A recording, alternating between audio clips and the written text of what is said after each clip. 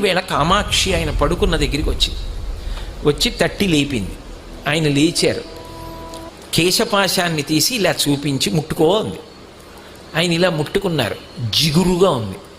ఏమ్మా జుట్టు జిగురుగా ఉందన్నారు. పాలు పోసి వెళ్ళిపోయావు అంది. అమ్మా నీ గుడి పునర్నిర్మాణం చేయాలని తాపత్రయపడ్డానమ్మా అన్నారు. ఏమయ్యా గుడి పునర్నిర్మాణం చేయడానికి నువ్వు సంపాదించాలా? నన్ను అడిగితే నేను ఇవ్వను.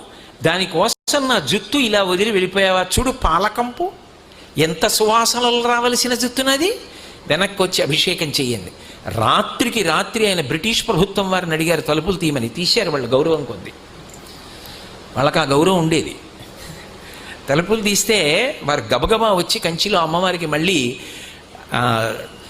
అభిషేకం పూర్తి చేశారు. ఆ తర్వాత ఎక్కడి నుంచి వచ్చిందో కాసుల వర్షం పడిపోయింది. ఆ దేవాలయం అంతా పునర్నిర్మాణం చేశారు.